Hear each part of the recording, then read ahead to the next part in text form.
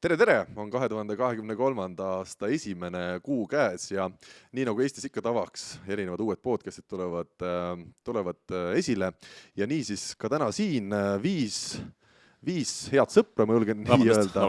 Tere, Mart on ka jõudnud küll väike silinemisega, aga siiski kohale. Viis head sõpra, viis tahaks öelda head rannavõrkpallurit, aga siis ma peaks vahepeal stuudiost korrast ära minema. On kasvanud kokku ja uus podcast, millel ka nime veel ei ole, nii et see nime saaga, see selgub, see on täna üks saate osadest, aga rõõm on siis siin Karl Rinaldol ehk minul näha enda kõrval väga toredaid inimesi. Kusti Elvak, maailmameistrivõistluste 5. mees aastast 2022, päris tubli saavutus, tere sulle! Tervist! Kusti, väga meelsalt kohe sedasi. Teine mees on Mart Iisar, ka maailmameistrivõistluste 5. mees, kellega mängisid, mäletad? Kuule jah, jäin Kustiga 5. kohta jagama, et ei saanud üksteisest paremat kohta, aga... Te ei selgita ka välja pärast turniire neid kohti, et kui on lõpetate ära. Mingi jalad maast venelase või mingi sellise või kivikad või midagi. No eks me tegelikult ka pärast turniiri räägime, et kelle süüs oli, vaata, et mida siis saanud, et siis on selge, kes sai parema, kes sai kehvema koha. Selge, aga meil on veel 2 inimest täna stuudios, kohe vaatan isegi otsa, ma ütlen, et milleks, aga ise me nad punti olen võtnud, ehk siis kuna meil on Kusti ja Mart on meil tipprannavõrkpallurid, siis meil on selline tore Beach 44 pere, kes täna korraldab erinevaid üritusi rannavõrkpalliga seonduvalt siis ja Nils-Erik Rühka võib öelda Eesti noortekoondise treener, rannavõrkpallis olnud, lihtsalt treener, tore mees ja koos Urmas Pihiga siis saavutanud ka Kloogaranna GP-etapil aastal 2021 3. koha. Tere, Nils! Tere! Jah. Mees väheste sõnadega. Nii ta on. Ja Urmas Piik siis ka, mees, kes on mänginud kõigi paarilistega, kes Eesti võrkpallis on, rannavõrkpalli. Tulnud nendest paljudega ka Eesti meistristel medalile ja Eesti meister aastast 2021 Argo Arakuga. Tere ka sulle!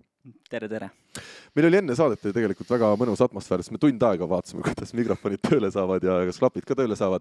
Ühe meie klappi me tööle ei saanudki, tegelikult minu klapid, aga siis anti klapid mulle. Mart, tegelikult on ka väga selge põhjus, miks sul klappe võib-olla polegi nii väga vaja. Sa oled võib-olla saate jooksul minemas ära, kuhu sa võid minna? Jaa, võib juhtuda, et siin telefon heliseb ja siis lähme vaikselt Pelgulinna sünnitusmaja poole. Aga no õnneks ega selle kiire asjaga nii kiire ei ole, et võib Eve natukene oodata mind ka, et ikka saate lõpuni teha, et küll ta jaksab. Jah, mul oli plaan, et tuua Eve võib-olla siia pigem, et siis sa saad olla saate igal juhul lõpuni, aga selle idee me matsime enne saadet juba maha, eks Urmas ei olnud selle idee poolt. Kuidas on, kas te käite koos igal pool, kui ikkagi laps hakkab sündima, see on poisslaps, see on tulevane võrkpallur, kindlasti siis lähete Kustiga koos üldse sünnitusma või on mingid asjad elus, mida te hoiate lahus ka või? Kustiga koos. Tegelikult ma ei ole küsinud Kusti käest, kas ta nagu tahaks tulla, aga ma sain aru, et Pelgulinnas praegu on selline reegel, et ikkagi üks mees naise peale, jah, et aga no samas seal on ikkagi koroonatest on enne, et kui ma peaks olema positiivsena, äkki ma kiiresti helistan Kustile ja ma äkki Eve ei märkagi. Ei, muidugi aitan edast välja, kui on vaja. Jah, ikka. Kusti ei saa siis Tiima, on aru. 3. Indrek. No siis jah, läheb seal... Kas lapsel on nimi juba, ma mõtlen Tiisar, aga Kusti Tiisar oleks minust väga ilus nimi. On teil juba mõeldud? Poiss lapsele. Ma tegelikult mõtlesin, et äkki Kusti ise tahab oma nime ära vahetades, et Tiisar oleks ka rannavõrkpallipaari. Et perekonna nime vahetab ära või? Ja juba, et siis ei pea ootama. Üks asi on päris selge, et 1,5 tunniga ma hakkama ei saa teha. Ja, läheme edasi. Meil on jah saates alles 1,5 tundi, aga sellest juba tund läks ära tegelikult mikrofonide ja klappide ja paika saamiseks. Ei ole hullu. Head sõbrad, meil on tõesti, nii nagu sissejuhatuses öeldud, ilmselt ainult üks idee, mis meid kokku tõi, oli see, et meil oli kõigil erinevatel aegadel olnud mõte teha rannavõrkpalli podcasti mingil kujul ja nüüd siis talvel on see realiseerunud ja me tahaks, et see ilmselt ala natukene suuremasse pilti jõuaks, et tundub, et meil on täna 2 kõva mängijat ja meil on ka ala ise kenasti arenemas ja kui me ise seda populaarsemaks ei tee, siis kes seda veel peaks tegema? See võiks olla see idee. Jah, absoluutselt. Kui ma selle peale ise mõtlesin, siis mulle tundus, et see rannavõrkpall tegelikult ise alana võiks ka Eesti vaatajani nagu rohkem jõuda, sest et ma ise olen räige rannavõrkpalli fänn. Mulle meeldib vaadata kõik need, keda ma olen tuuril tundma õppinud ja kuidas nad mängivad, seal on tegelikult nii palju nüansse ja põnevust, et üldse mitte see ei peaks olema ainult meist, vaid ka kogu rannavõrkpallist, et nagu tutvustada. Ja siis võib-olla see läbi ka näha, et mida me tegelikult teeme, mis võistlused on, mis sarjad on, mis tase on, kuidas seda mängitakse, et see on hästi-hästi põnev tegelikult ju võiks vaadata lähemalt sisse sellele. kas Urmas, sina vaatad, kui sa vaatad ka võrkpallimänge, nii nagu Mart vaatab rannas, sa vaatad ainult, mida kohtunik teeb ja vaatad, kuidas saaks paremaid otsuseid vastu võtta kohtunik? Eks ma seda jälgin ka ikka jah, aga ma võib-olla vaatan, kuidas erinevad mängijad kohtunikuga suhtlevad, et seda ma panen küll tähele, et kas või toon eilsest Doha turniirilt, kus Mol Soorum mängisid seal tšehhide vastu, siis oligi väga huvitav, et nägin ka, et Mol päris palju ikka kohtunikuga vestles seal just selle tõste osas ja kui oli 3. game, kõige olulisemad punktid, siis kohtunik võttis niisuguse kaheldava 2 puudet tšehhidel ära, et ma vaatasin, et tasub rääkida küll. Oi issand, et Urmas sai veel motivatsiooni juurde või? See küll hea ei ole. Nilsi puhul ei saagi vist alustada, et mida sa vaatad rannavõrkpalli, kas sa üldse vaatad rannavõrkpalli ka vabal ajal? ikka vaatan, Ikka vaatad. muidugi. Mis sulle rannavõrkpalli puhul enim meeldib, kui sedasi mänge veebi vahendusel näiteks saatad jälgima? Ma vaatan ikka neid highlight'e, nagu noored ikka vaata. Et me ennem saadet rääkisime ka vist, et teil on seal 3-ga alguses see vanus, et ma olen ikka esindan neid noori siis siin. Aga TikTok'i mul ei ole. Et vaatan YouTube'ist highlight'e, hüppelt tõsted, ilusad nukikoksud, kõik siuksed kenad asjad. Aga ütles kohe ära, kellel kõige ägedam highlight'id on praegu. Kõige ägedamad highlight'id või? Praegu pean ütlema, et Brunol. Brunost tuleb meil juttu ka siin veel. Aga head sõbrad, et me saaks sissejuhatuse kuidagi natukene käima ka nii, et me igaühega teeme tutvust sedasi mitte päris traditsioonilisel viisil, siis ma olen teinud siia üks või teine küsimus, et ma usun, et podcasti maailmas ringi tirutavatel kuulajatel on see varajasemalt juba tuttav, nii et pikemalt ei ütlegi muud, kui alustab Urmas. Esimene küsimus, kas trossist äss või tavaline äss, kumma valid? Trossist äss. Sa tavalist ei oskagi minust lüüa? Jah, ja natukene, ma arvan, psühholoogiliselt vastasele ka raskem. Eriti kui juhtub neid olema 2-3 tükki game'i jooksul, et siis mõndasid sööb päris palju. Mart, trossist äss või tavaline äss? Tavaline äss. Urmas, kas trossist äss harjutad ka või? No selles suhtes, ma ei tea, kas ma nüüd teadlikult harjutan, aga ma ikkagi sealt trossi pealt tahan mõningaid serve ikka lüüa küll, jah. Jah. Okei. Kusti, kas trossist äss või tavaline äss? Tavaline. Kahtlemata tavaline. Miks? Sa ei taha vastast endast välja viia? See vastupidi. Ma arvan, kui ma olen mingis asjas nagu väga, väga hea, näiteks olen mingi servi hästi omandanud ja suudan lüüa selle serviga mingi 2-3 ässa, siis see võib rohkem vastast välja endast lüüa, kui seda trossist ässa vaadatakse rohkem kui nagu ebaõnnestumist või mingit sugust, või nagu õnnestumist just, sugust jopamist. Urmas, sul enesekindlus, kas sa suvel veel mängid? Ei, ikka mängin selles suhtes, et eks ma arvan, et kõik asju annab ära õppida ja tundub, et seda trossis servi annab ka ikkagi mingil määral. Annab raudselt, jah. Et eks see on natukene minu jaoks sarnane nagu piiri peale servimisega, et kas ta võtab selle piiri ära, et või sa lööd lihtsalt nii lähedalt võrgult seda, et ta pigem läheb, kui ta sinna trossi lööd, siis ta läheb üldiselt ikkagi üle võrgu. No Nils, trossist äss või tavaline äss? Mulle sobivad mõlemad, aga mul trossist ässaga üks tore mälestus, mis mul on siiamaani meelde jäänud, kui ma koos Rasmus Meiusega mängisin Rakveres mingit kohalikku etappi, suve esimene etapp oli seal, äkki see oli 2019, midagi siukest. Siis mängisime finaalis Harri Palmari ja Elia Lulla vastu, olime 10-9 taga, neil oli võimalus tühja võrgu pealt lüüa ja äkki Palmar oli see, kes lõi out'i. Ja 10-10 3. game seal mängiti 11-ni, oli surm ja lõin neile trossist ässa niimoodi, et õues juba päikest enam ei olnud, suve algus. Ja siis ma mõtlesin, et trossist äss sobib ka. Aga vahel võib ka tavalisi ässusi lüüa, näiteks nagu täna trennis. Kellega te trenni tegite? Trenni tegime, vist oli Karl, Rinaldo, Siim Ennemist ja Urmas Piik. Tegime siukse ägeda harjutuse, väga äge harjutus, kõigil teistel meeldis. Urmasele ka meeldis, aga siis kui ässa lõin kohe esimesena, siis enam ei meeldinud. Või kuidas oli, Urmas?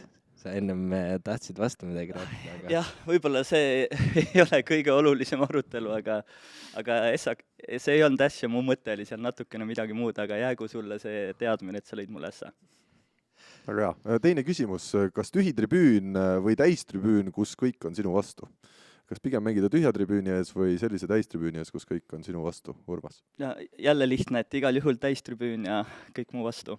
Sa oled selle karjunud, aga absoluutselt Urmasega nõus, et kõik on tema vastu või? jah, et rannavõrkpallis see rahvas vahet ei ole, kui nad ikkagi möllavad ja teevad häält, et see on energia igal juhul, annab juurde. Ja tavaliselt tegelikult ma pean isegi ütlema, et kui käia Euroopas või maailmas mängida, siis ei ole väga palju nagu tunda seda, et keegi on sinu vastu, et pigem ollakse teiste poolt. Et sellist puutamist ja maha tegemist kuuleb võib-olla ainult, no paha küll öelda, aga võib-olla Eestis ja Lätis. et mujal käime, siis on pigem rannavõrkpalli kultuur on kaaselamise kultuur ja on igal juhul väga äge mängida, kui on täistribüün. No Kusti? Täiega nõus Mardiga. See on üldse selline üks selline spordi tegemise point. Sport ju tehakse ka enda pärast, ise nagu paremaks saamiseks ja ka rahvale. Kui keegi ei vaata, nii ülekande vahendusel või kedagi seal tribüünil ei ole, siis ta mingi pool sellest väärtusest kaob. Koroona ajal, kas teie pidite mängima, siis vist ei olnud etapp või oli kuskil ikkagi, kui ei lastud üldse huulikut väljakut äärde? Me mõned mängisime küll. Kuidas see tunne oli? Ei, me oleme mänginud küll muidugi nende täitsa nagu tühjade tribüünides ka või väljakutel, kus ei olegi tribüüni. Ei, see on okei. See on nagu mingi periood, see on okei, aga nagu kui tulevad mingi tiitlivõistlused või selline nagu see rannavolle selline kulminatsioon, et see nagu, kus on nagu suured asjad mängus, et seal võiks olla see publik ja see, nagu see päris värk. Nils? Ma ei ole mänginud väga palju inimeste ees, aga ma arvan, et ikka lahe on, kui inimesed vaatavad, vahet pole, mis asi see on. Aga Karl, kas sa ise ka vastad äkki? Sellele küsimusele? Eelmisele näiteks. Eelmine küsimus, trossist äss või tavaline äss? Ma ütlen päris ausalt, et kõik on pea, kui midagigi tuleks. Peaasi, et viga ei ole. Ja ma pean sellega ära täiendama, et ma ei tea, kui palju meil nüüd inimesed teavad tegelikult seda, et jah, no Urmas ja Nilsi puhul sai väike sissejuhatus öeldud, aga ikkagi mõlemad on Eesti tasemel mängijad, et mina olen ka mänginud, aga ütleme mitte päris sellisel tasemel, aga et ma olen jah mänginud, seda võib öelda, et ma olen rannavõrkpalli mänginud. Ja Eesti meistrivõistluste poolfinaalis siiski ka. Seda küll, aga seal on inimesed, kes ütlevad, et see näitab Eesti rannavõrkpalli taset, kui Rinaldo pääseb poolfinaali. Aga läheme edasi, tühitribüün või täistribüün. Ma vastan ikkagi täistribüün, olgugi, et kõik on minu vastu. Kuigi ma ei kujuta ette, seda ei ole võimalik, ma arvan. Miks peaks kõik minu vastu olema? See on siis on midagi valestanud inimestega. Läheme edasi, kas jõulud või jaanipäev? Väga oluline küsimus Eesti inimestele kindlasti, kes kuulavad meid täna. Urmas? Mina valiks jõulud, eelkõige just võib-olla selle traditsioonide pärast, et ikkagi aeg, kus kogu pere tuleb kokku, on mõnus siuke rahulik aeg ja saab perega kvaliteetaega veeta. Aga jaanipäeval isegi sa võtsid mind oma pere hulka, olime ka sinu pere. Jaa, aga jaanipäev on siuke, et vahel on ühtepidi ja vahel teistpidi, et seal siukest järjepidevust on vähemalt meie pere jaoks vähem, et jõulud on kindel värk. Mart? Jaanipäevadega meenub üks tore lugu, kus me mängisime Continental Cupi Norras. Jesus Christ. Ja siis oli suht esimene aasta oli harjumatu, et jaanipäeva ajal on mingi võistlus. Nüüd põhimõtteliselt on vist iga aasta olnud. Aga saime Norras kohe esimese mängu tappa. Hakkasime siis lennukiga ööduna, vaatasin, et üks positiivne asi, et me jõuan jaanipäevaks koju. Jõuan veel Saaremaale sõprade juurde. Ja siis ma ei tea, lennuki hiljaks jäi maha ja kõik lennukid olid täis, siis me veetsime 2 ööd, veetsime Stockholmi lennujaama hotellis. Kas Oslo oma ei olnud? No ma ei tea, kuskil seal. Kusti ära liku head lugu ära. Igatahes oli väga kallis koht. Ja meie olime siis väga-väga vaesed. Aga te pidite ise kinni maksma? Ei, no me saime seal süüa, aga välja ei tahtnud minna. Muidu 2 ööpäeva, mis sa seal teed, võiks ju ringi vaadata, aga no ei saa, kõik maksab. No siis me istusime seal ja terve jaanipäev istusime maha seal. Koju jõudsime jaanipäev läbi. Ja pärast seda ka ühtegi jaanipäeva pole veetnud normaalselt ainult võistelnud, et ma valiks jõulud. Sama. Nii lihtne, jah. Jaa. No jõulud on selline, meil on peres hästi tummine see jõulude traditsioon ja see on nii hästi kuidas teil on see perekond on nii meeletult suur, et kuidas te suudate ühe laua taha? Mis laud see on? See on puidust ja pikendatav. Ongi nii, jah? Ja sinna on juurde... Kas ta läheb teise tuppa välja või? Ei, see on üks suur piklik tuba. kuhu see täpselt ära mahub. Ahah. Aga see laud ise muidu nii pikaks ei oleks saanud minna, aga see on tehtud spetsiaalselt niimoodi, need plaate sinna veel ise vahele, et oleks pikem. Aga ikka te Pikendasite. mahute siis korraga ära või te teete vahetustega? No teil on nii suur perekond, sa ei näegi ju teise laua otsa, kui teil kõik pere kokku tuleb. On, silmanägemised on suht korras, meil me ikkagi Binokliga? ei näeme ikka. Ei, ühe laudaga kõik, Mm. samal ajal, sama aeg ja koht on koos. Ja Nils, jõulud või jaanipäev? on jaanipäeva, ma ütlen siis, kõik teised on jõulude poolt. Jõule on vahel liiga palju. Jaanipäevaks kõrgeks kasvab rohi. Jaanipäevast on sama palju. Nils Rõhka! Jaa, mina vastan jaanipäev, siis et õhtud on nii pikad, et noh, Aga sa väsid ära ju õhtuti. ma väsin õhtut ära. Mis sa teed selle pika Ma ütlen selle ka, et see ei ole nagu nali, et me käisime Mallorcal Rannamaale Raagris, mida siis Beachbox Camps korraldas ja me olime seal toreda Eesti seltskonnaga, Urmas oli näiteks seal ja minule kuidagi tundus 2 trenni päevas, tihedad päevad, raske, õhtul 10 ajal magama. Aga juba esimene õhtu ma sain aru, et nagu teiste arusaam oli teistsugune ja siis kuidagi oli see graafik oli täiesti, ma ei näinudki põhimõtteliselt oma toakaaslasi. Seal tekkis jah väike niisugune Osad olid silent discol. naljakene, et Karl, et kas lähed tuppa puhkama ära, et siis kui meil alles Ja õhtune ja osa see ei olnud nali, vaid see ilmselt oligi nii. Karl läks puhkama, jah. Jaa, aga tuleme tagasi teema juurde. Järgmine küsimus, see on ühtlasi viimane küsimus. Kas Monster Block või kaitses kaunilt üles toodud ja ära lahendatud pall? Urmas, kas esimese Monster Blocki peab sulle ka lahti seletama, mida see tähendab või on sul... Käed peavad seal üle võrgu olema kindlalt, on ju juba. Jah. No enda puhul mul on reaalsem saada seda kaitsepalli ja see ära lahendada, et võib-olla see pakub selle võrra rohkem ja on natukene võib-olla ka raskem, eks, et puuteid tuleb rohkem teha, et see punkt kätte saada. Et selle võrra võib-olla natukene magusam. Aga samas, kui paariline paneb seal olulisel hetkel väga võimsa ploki, siis on ka ikkagi hea tunne võistkonna üle ja siin on mul võib-olla ühte või teist eelistada isegi natukene raskem, aga kui peab, siis ma võtaks ikkagi kaitsepalli ja selle maha löömine. Mart, mul tundub, et siin saab ainult üks vastus olla, aga kas sa üllatad? Ei, absoluutselt vastupidi. Mul on just ainult üks vastus. aga selles suhtes ma vastaks kaitses üles toodud pall ja ära lahendatud, sest et... Ei ole veel ette tulnud, just selle pärast. Ei, no kui see ette tuleb, nagu ütleme, ma vaatan enda vaatevinklist, endaga, no näiteks, satud kaitsesse ühe korra, 3 turniiri jooksul näiteks, kogemata sinna, ja siis tood selle palli üles ja lahendad ära, no see on eriti tore. Aga kuidas Monster Blocki, ma ausalt võrgan öelda, et ega siit meie 5 inimese seltskonnast oled vist ainult sellega hakkama saanud sina, et on see kuidagi mõnus? Kusjuures naljakas oli, ma räägin varem loo. Mängisime Seven Nations Cup viimane suvi. Ja enne seda ma olen alati mõelnud, et kui on nagu Monster Block, see tuleb nagu see soundtrack ja kõik tuleb sinna Monster Block. Siis ma mõtlen, et kui on nagu mingi suuremat kasvu naine, siis tuleb ka Monster Block, et kas ta nagu võib vahel ennast võib-olla tunda riivatuna, et noh, kas see käib nüüd tema kohta, et tema on monster või on see blokk nüüd monster, on ju, et kes selle blokki pani. Noh, see oli minu peas ja siis... mängisime Seven Nations Cupi, esimene mäng Brouwer ja Mewsoni vastu. Panin Brouwerile blokki ja siis kuulen Brouwer blokk. Ma mõtlesin, wow, nad on nii personaalseks teinud selle soundtracki. Aga tegelikult nad olid vahetanud Monster blokki Power blokki vastu. Ma niimoodi jäämasin, et kas tõesti on nüüd, et kui mina olen blokk, siis tuleb Tiisar blokk või Kusti blokk. Ei tahaks küll, aga jah. Okei, jah. Näed, oligi ära vahetatud Power Blockiks. Siis tuli tagasi Monster mingi hetk, ma ei tea, aga noh. Inimesed ära harjunud juba. Võib-olla jah. Kusti? Blokki valiks ikkagi. Blokki? Jah, saab kiiremini õhtale. Ei väsita, on ju? Ei väsita. Nii palju lihtsam. On korras ja järgmine punkti paneb. Sul on nagu mängudega natuke kiire üldiselt, et sul on see muu tegevus seal välismaal on tähtsam, et teeme selle mängu. Sellepärast 0-2 tuli ka päris paljudel karjääri alguses minu arust äkki. Me Essa game järgi otsustame tavaliselt, kuidas see mäng läheb. 3 ei tee kunagi. Ei, tahavad kähku lennujaama ootele minna.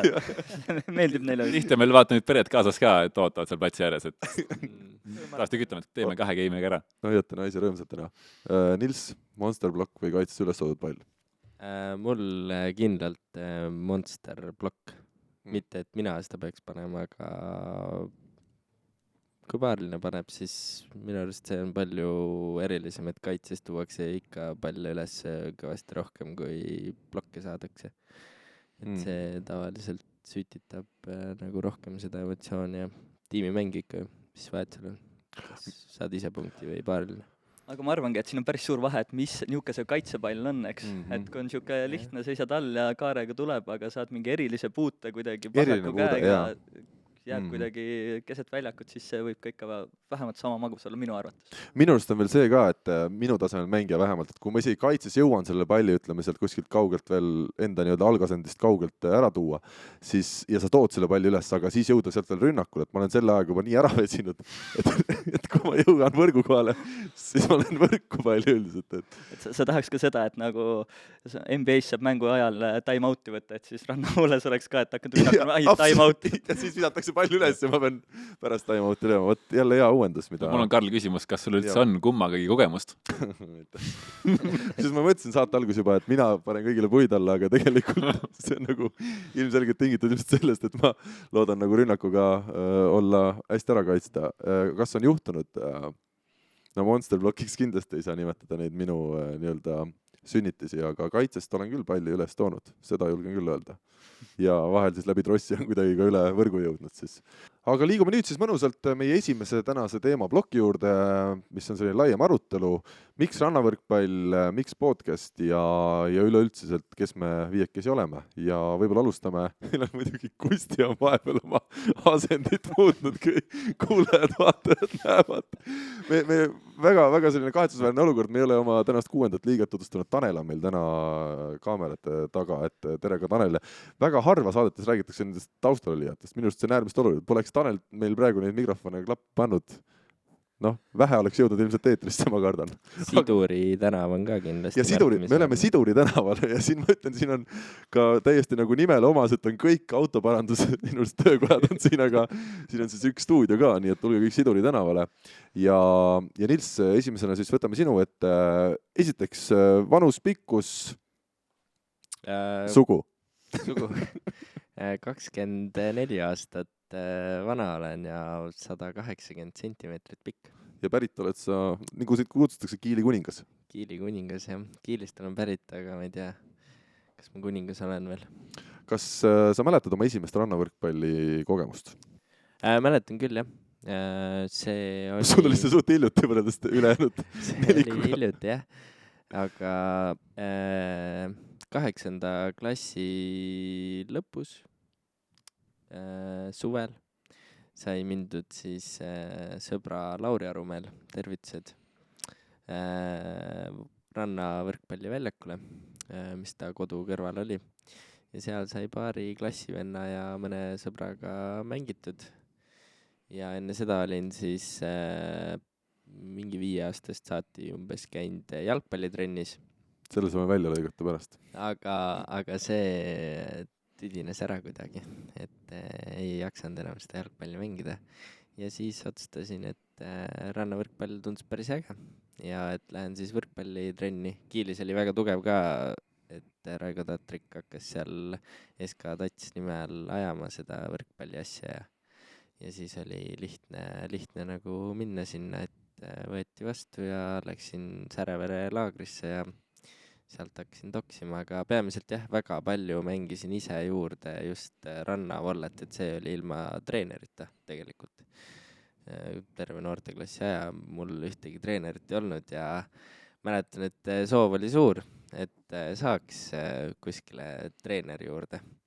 Et ainult need, kes valiti siis noortekoondisesse, nemad said treeneri, kui muidu siukest asja, et noortele keegi trenne ei organiseerinud, et aga see on meil ka üks asi siin Beach 44-ga, mille poole me proovime püüelda ja sealt on võib-olla mingisugune siuke kibe mälestus jäänud, mis ka natuke sunnib või on minusse jäänud, et tahaks ikka selle asja Eestisse tuua, et on võimalus kõigil aastaringselt oleks väga ideaalne, aga kas või suvel siis neid trenne teha, et Võtame vahepeal Urmase mängu, teeme selle lühitutvustuse ära ka. No sa oled muidugi, ütleme, mammut vanuse mõttes meie Jaa, seltskonnas. 36 aastat kogenud, et jah, Türilt Pärnust pärit, et vastavalt vajadusele, aga noh, eelkõige ikkagi Türilt pärit ja Niilsi juttu nagu kuulates hästi äge, et võrkpalliga esimene kokkupuude läbi rannavõrkpalli tegelikult. Et pigem Eestis veel haruldane, aga loodan ka, et järjest enam populaarseks saab ka see versioon, aga ma arvan, et rannavõrkpalliga sarnases vanuses nagu Nilski puutusin kokku, et võib-olla 6.-7. klass, et kui saalivõrkpallitrenni sai 1. klassis mindud Villi Vantsi juurde siis Türile, et seal on ka erinevaid põhjuseid, et no, vend mängis ees ja ega Türil väga sellel ajal midagi valida ei olnudki.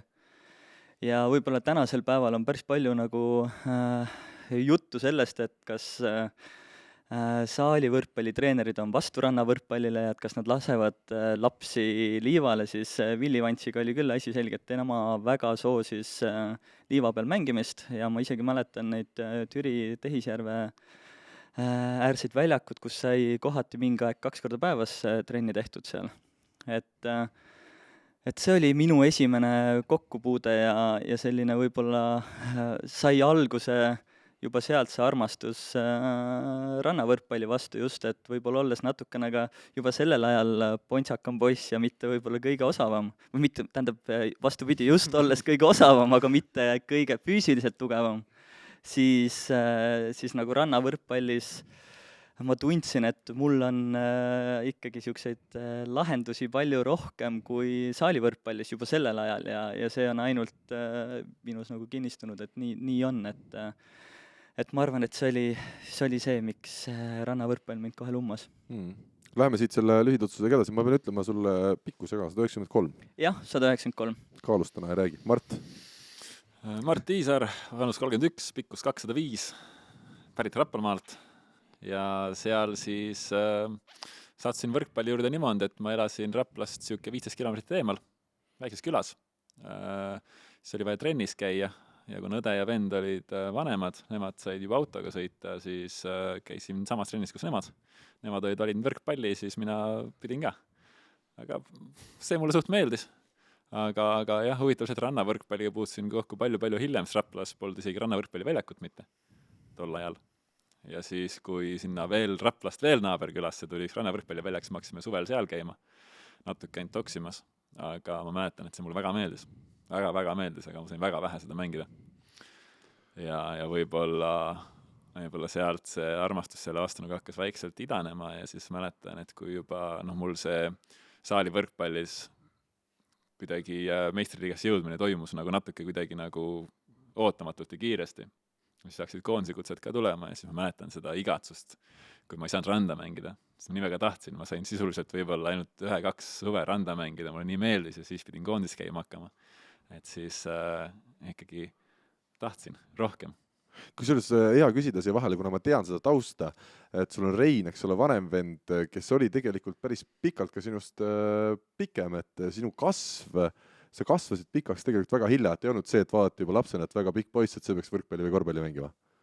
Ja ei olnud jah, kuigi kui ma olin väike, siis mingi treener, ma nimesi äkki nimetama, ma olin päris noor, ütles, et oi, sinust tuleb pikk poiss, sul on suured põlved. Ju ta siis nägi suuri põlvi, aga ma ise ei uskunud. Siis ma isegi vedasin taga kasti õlle peale kihla, et must ei tule nii pikk poiss. Kui vana sa olid? Ei, ma räägin, ma kasvasin hilja, eks ma olin mingi 16-17. Okei, et kast õllet. Ja ma ütlesin, et selleks ajaks vaata. See oli umbes nii, et kui 21 saad, ma ütlesin, no siis ma võin osta juba vaata. Ja siis ma saan juua ka vaata. See oli hea ära täpsustada igaks juhuks. Et näe, peaks ära talle viima vist. Kusti? Ei ole jah. Kusti jälle sa pead Mardi eest midagi ära tegema. Vii see kast ära ja rahu majas. Pärast tuleb inkasso järele, ütleb, et teil on sellest aastast veel toomata üks kast. Nüüd teate paari peale ära maksma. Kuidas sina mäletad esimest rannavalla kogemust ja ütlema need põhiandmed ka? Kusti Nõlvak, 31, Mardist päev noorem. Esimene rannavalla kogemus. Mulle meenuvad suved Pirita rannas, kus me küll trenni ei teinud kunagi, aga me läksime sinna ja lihtsalt mängisime. ja läksime niimoodi, et olime terve päev seal hommikust õhtuni ja mängisime lihtsalt võitelauas. Ja lihtsalt omanen selle Kalevi pundiga, kes meil olime, seal erinevate paarilistega ja nagu no lihtsalt nii kaua, kui pilt enam-vähem ees püsis, et noh, kõht nii tühi ei olnud, veel jõime mingid, ma ei tea, mingid starteri energiajooki ka veel sinna peale ja noh, et ja no lihtsalt mängisime. See oli hästi lahe. Ja no nii ta oli. nii ta oli. Sa oled vahepeal saalis ka käinud, aga sa jõudsid randa tagasi, me jõuame sellest täna rääkida veel siin lähiajal. Võtame vahepeal Minu, jah. Mul on kusjuures üks-ühele sama lugu nagu Kustil tegelikult. Minu taust ei ole ju võrkpalli kuidagi seotud, ma olen kergejõustikku teinud, samal ajal mänginud väga palju korvpalli, jalgpalli nii-öelda hoovispordina, natuke trennis ka käinud korvpalli, jalgpalli trennis jaoks kergejõustikul, aga randa ma jõudsin ikkagi, mul on täna nii huvitav Kustiga rääkida. Me oleme Kustiga siin, me justkui istume kõrvuti, aga ma ta silme ei näe, nii et ma vahepeal käin siin.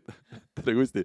Jah, põhimõtteliselt sama, et Pirita rannas sai käidud nii palju, et seal kuidagi, mis sa ikka muud teed, kui mängid võrku tere päeva, täpselt samamoodi võite lauas. Ilmselt ma kujutan ette, et miks ma väga tihti lauas ei olnud, oligi võib-olla sina olid seal tihti vastas. Ma ei mäleta sind kordagi. Mina sind ka ei mäleta, ma mäletan Aleksander Eermaa oli, kes on siis tänapäeva välismaal mängiv Eesti sidemäng, et tema oli ka selline veel üldse mitte mingisugune tõsiselt võetav võrkpallur, see oli võib-olla 10-11 klass, midagi sellist ja hommikust õhtuni samamoodi sai mängitud, nii et küllap me oleme siis seal kohtunud, ma seda ei teadnudki, et see võis nii minna, aga jah, see armastus ala vastu tekkis kuidagi sealt, et mida sa suvel ikka teed, kui käid rannas noore inimesena ja see rannavõrkpall nagu sobib siin nii hästi. Ma tean, mitmed sõbrad on ka öelnud, et sul on ikka hea spordiala, et mingid korvpallurid või keegi, kes suvel kuskil saalis nühkima, et Jeestus, sa lähed suvel hommikul randa, hakkad mängima ja see ongi sinu nagu spordiala. Mul tuli meelde selle armastusest selle ala vastu üks seik ka Kustiga seoses. Et kunagi Raplamaal korraldati neljapäevikuid rannavõrkpallis. Valtus korraldati neid, Tarmo Rahu oli vist nende organiseerija seal, kindlasti Mark ka omajagu käinud seal, aga me Reinuga käisime samamoodi seal mängimas ja kunagi ei lähe meelest ära see pilt, kus Valtu asub siis ütleme Raplast 5+ kilomeetrit eemal ja sõidame siis Reinuga ja mingi seltskond vist oli veel Valtusse. Ja vaatame, et Kusti ja õde Kristin Õlvak on rongi pealt maha tulnud ja jooksevad seljakotid seljas Valtu poole. Et lihtsalt nii suur soov oli võistlustele tulla sinna Valtusse, aga rong viis ainult Raplasse ja sealt edasi tuli kuidagi saada ja tulid jooksuga võistlustele ja ma vist päris hästi mängisite vist meespaarid vastu ja ma arvan, et saite ikka seal päris kõrgeid kohti juba siis, et ma ei tea, kui vanad te olite, aga väga noored ja tahtmist oli kõvasti. Ja ma mäletan, oli üldse Kristiga neid segapaare mängida oli hästi lahe. Siis korraldati hästi vähe neid segapaari turniire ja pidimegi meestest tihti mängima. Ja ma mäletan, saime sealt rongilt maha, nad tundus, et see maa ei ole nii pikk. Kaardilt vaatasid, no kõrvuti. No siis ei olnud, nagu Google Mapsis ei saanud panna, vaata, siis vaatasid, no suht lähedal. Siis jooksime ja ei tahtnud hiljaks jääda, muidu ei saa mängida nii edasi. Väga lahe oli. Ma arvan, me ikka mingi poodiumile vist jõudsime. Ma arvan küll, jah. Ja ma ütlesin, et ma loodan, et keegi oli veel autos lisaks mulle ja Reinule, et muidu oleks imelik, et miks me peale ei võtnud. Ei, no te tead, konkurendid. Paneme edasi. Oleks võinud öelda, Valt on teisel pool. Kuule, aga jõuame selle küsimuseni, et kuidas me täna tagasi rannavõrkpalli juurde oleme kõik jõudnud. Et me oleme kõik ikkagi mingil määral ju saalivõrkpalli mänginud, kes tõsisemalt, kes vähem tõsisemalt, aga Mart ja Kusti, me täna ka saate alguses rääkisime selle üle, et me ei võta neid nii-öelda lauseid ette, mida te olete juba igas intervjuus, mis te olete elus andnud, rääkinud, et me teame, et see oli 2015. Georgi Kretsu käe all te mängisite mõlemad Eesti rahvusmeeskonnast siis saalis, te olite hotellitoas ja mõtlesite, vaatasite rannavõrkpalli videod, mõtlesite, mida me siin saalis teeme. Te võtsite selle julge otsuse, tol hetkel enam Eestis ühtegi tõsiselt võetavat profipaali ei olnud, Rivo Vesik, Kristjan Kais olid lõpetanud, Karl Jaani, Kristo Kollo, nemad vist ka enam kumbki päris aastaringselt ei mänginud rannavõrkpalli, ehk siis te olite sellised nii-öelda uued tulijad uuel ajastul. Te müüsite mõlemad, kas ma õigesti mäletan, auto maha, et hakkate rannavõrkpalli mängima, oli see nii? Jah, müüsime küll. Kummal kallim auto oli? Kusti kindlasti. Minu. Nii, mis masin oli ja palju ka müügiks läks, mäletad sa? Oli üks Audi A4 ja mäletan, see oli auto, mis oli kõvasti üle minu võimete, aga sel hetkel oli väga oluline omada väga sellist autot, mis oli üle minu võimete. Väga uhke sellele, siis olin väga uhke. Palju, kui sa selle ära müüsid? Selle müüs ära tegelikult siis, kui mina olin juba täislaagris, müüs ära minu hea sõber Kristjan Keres. ja ma ei mäleta, mis summaga tuleks, aga Nagu Kristjan on päris õiget summat ei olnud ka, sealt võiks pool maha. Tervitused Kristjanile, ma ka tunnen, vana korvpallur. Ja tehing. Aga Mart, sinu masin siis, saab seda üldse eetris öelda? ja ei, mul oli Mazda 6. Sa nagu all oma võimet elasid. Täitsa võimete piiril oli. Võtsime lõppelaenu, et seda osta. et nimetame seda võimete piiriks. Aga müümisega läks jah nii, et me pidime suht kähku minema. Ja tegelikult väga palju rääkimata lugusi ka veel, kuidas see minek oli, et võib-olla kunagi siin järgmistes saadetes võime täpsemalt seda kirjeldada ka, aga minek pidi olema kiire, et aeti nii-öelda maalt välja meid. Ja siis jäid autod teistele müügiks, mul onu müüs autot ja siis ta oli hädas, ütles, et mul tuli üks vaatama, aga auto ei läinud käima. Ma ei saanud müüa. Ja siis tulin tagasi, pidin ise müüma, aga jah, panin vist 4000-ga müüki, lõpuks müüsin 2500-ga. Ei andnud väga palju järgmiseks laagriks. Ja õppemaks jäi ka üles. Kindlustan, et õppemaksu maksan siiamaani. Õppelaenu. Et sellega võrreldes see rannavõrkpalli minek ei ole kõige halvem otsus, mis sa teinud oled elu jooksul. Et sellega läks ikka tekke.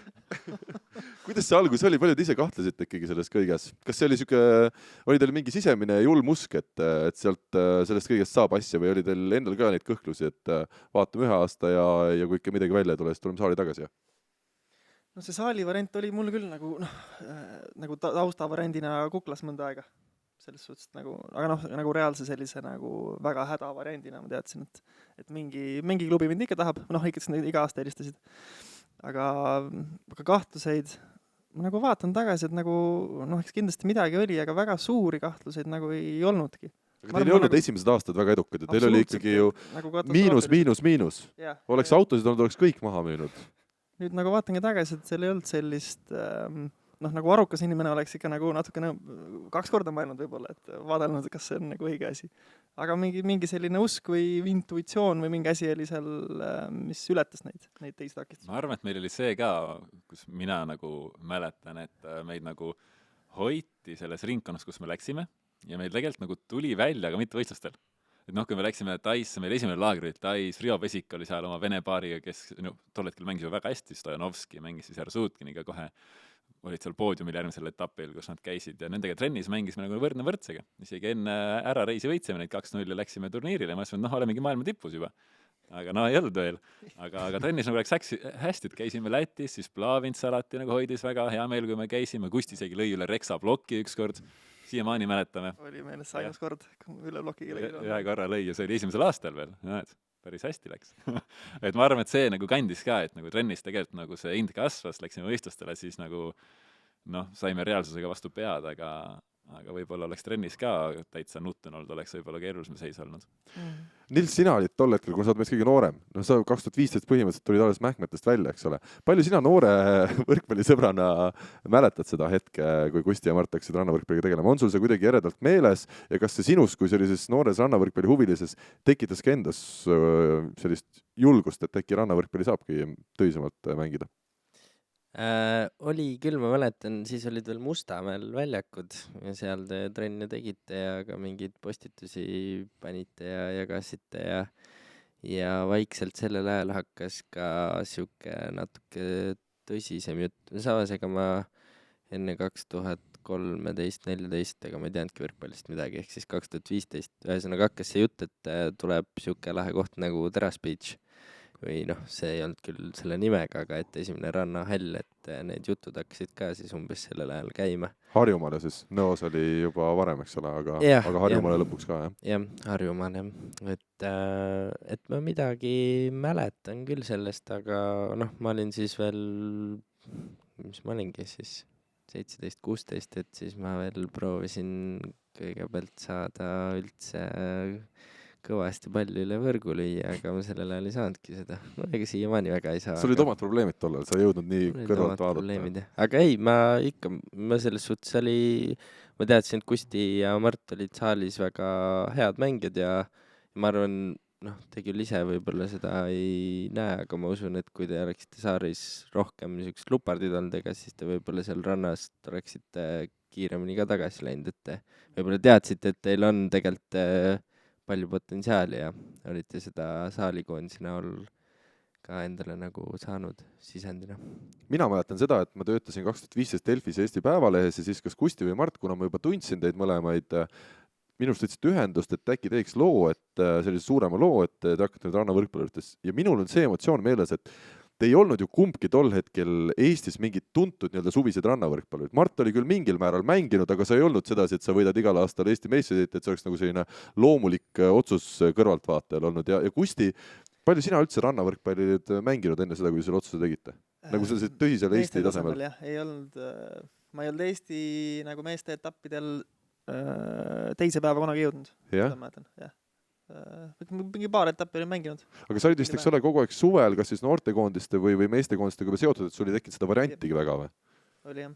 Suvel neid noorte etappe mängisin. See oli väga lahe. Seal sain küll mingit kohti ja oli super kihvt. Aga jah, siis vist olin saalikoondises juba jah, kus ei lastud. Samas mina just mäletan Kustit palju rohkem seal Tammsaare väljakutelt kui näiteks Marti, keda ma tegelikult ju tundsin sellel ajal palju paremini, et sa ikkagi neid turniire käisid seal, neid kolmapäevaseid turniire, neid käisid ikkagi omajagu mängimas ja seal mina nagu mõtlesin küll sellele, et niisugust rannavõrkpalli osavus kindlasti Kustil on, et kui te selle otsuse nagu tegite, et ja samamoodi ma mäletan ka seda, et Mardiga võib-olla sellel ajal eriti tihedalt suhtlesime või oleme tegelikult kogu aeg pidevalt heas kontaktis olnud ja vist, ma ei tea, kas oli Reinu garaaži ehitus oli äkki või midagi sellist suvel ja siis Mart tuli ka, et vist oli jälle mingisugune koondise laager Pärnus läbi saanud ja et siuke mõte nagu tekkis, et noh, mis sa sellest arvad ja oli nagu, oli tunda seda siukest kõhklusi seal enne siukest suurt otsust, mis on täiesti nagu normaalne, aga õnneks tegid selle otsuse ja ma loodan, et ma natukene süstisin seda usku ka, et igal juhul tasub see samm ette võtta ja nüüd tagantjärgi ka mõeldes, et ideaalsed rannavõrkpallurid ka, et siuksed hakkajad, isemõtlejad, oma tee leidjad, et see rannavõrkpalli sobib nagu päris hästi. Kas te ise olete vähemalt nii palju mõelnud, ma saan aru, et teil seda otsust ei ole tulnud nüüd kahetseda ja viimastel aastatel tulemused läinud ka väga heaks, aga kas te olete seda mõelnud, et täna, kui vaatame Eesti koondise sidemängija kohal, mitu aastat on räägitud, kes on see uus tegija, kes tuleb peale, Kusti oleks olnud täpselt nii-öelda vanuselised, see Gert Toobali ja uue põlvkonna tegijate Renet Vankeri ja teiste nii-öelda liim seal vahel, et kas sa oled ise seda mõelnud ka, et kodune EM näiteks oli Eestis, et võib-olla oleks võinud ikkagi sidemängijana ka kuhugi päris kaugele veel jõuda. Kas või Eesti koondises olla põhimees aastaid? Seda võiks, ma arvan, siit ranna kõrvalt ka rahulikult teha. Ja tegelikult see, nagu ma tunnen nagu areng sportlasena, nagu võrkpallurina on olnud nagu nii suur, et praegu ma oleks nagu väga-väga palju parem sidemängija, kui ma olin siis, kui ma lõpetasin. Et nii palju sellist nagu väljaku nägemist ja nagu ründaja nagu tunnetamist, see on nagu hästi-hästi palju paremaks teinud, ma mäletan, et ma viskasin, ma sain aru küll, kuidas ründaja peal tuleb ja kuhu ma selle tõste enam-vähem pean panema, aga nüüd ma vaatan tagasi, et ma ikka viskasin suht huupi neid tõsteid. Kuidas sul Mardile tõstad muidu, et te mängisite ju Tallinna Tehnikaülikoolis koos? Ja siis Mart lõi neid banaane, neid hästi kõrgeid palle ja see oli sealt öeldakse, et sealt mul selg valusaks jäigi, et pidi nii palju Mardile selja taha tõstma neid hästi kõrgeid palle. Ja Mardile omakorda ka, et ta nüüd mõni mäng vist üle 50 korra vist või? Oli jah, äkki mingi sa juba harjutasid sisse 70 seda? midagi tõstet vist üks mäng. Kas sa harjutasid sisse juba? Teil oli tegelikult kokku, et lepib varem tehtud, et järgmine aasta mängime rannas koos, et ma panen kõik tõstet sulle, mis väegi annab. Ei sealt ikka tuli hästi. Mart, sina oled kunagi ju sa murdsid Soome liigas, meistriliigas isegi punktirekordi. Eestis, kui me vaatame siis keskmist võrkpalli analüütikut, ta ütleb võib-olla, et sul mingil maal ikkagi jäigi see tase pidama ja sina oma võib-olla tipu saavutasid ära. Kuidas ise seda tunned? Kas sa tunned, et täna, kui meil Oliver Venno on tundnud koondisest loobunud, Rene Teppan ei ole ka enam nii kõrgel mängimas, nagu ta siin mingid ajad tagasi mängis ja räägitakse ka, et kes on nüüd diagonaalründaja meil järgmisel suvel, et kas on üldse selline hea mees meil võtta Euroopa taseme, et kas sa oleksid võinud sinna küündida? No mina pean ikkagi seda ütlema, et mulle ikkagi nagu koondises väga ei meeldinud. Et võib-olla see tegi ka lihtsamaks mul rannavõrkpalli mineku, et esiteks ma ütlesin, et ma suved tahtsin rohkem randa mängida ja ka koondises nagu mina kuidagi ei tundnud ennast hästi. et mul seal oli mul oli seal nii palju hirme ja noh, ikka surve oli suur ja kõik seal vanemad ja paremad ja noh, päris palju puid sai alla, kui midagi välja ei tulnud. Ja siukseid mingeid tööriistu või abi ka polnud, et noh, kuidas nende emotsioonide ja hirmude, kuidas sellega nagu hakkama saada, et noh, lihtsalt käisid seal ja natuke nagu vaevlesid ja iga trenn oli ikkagi päris hirmus.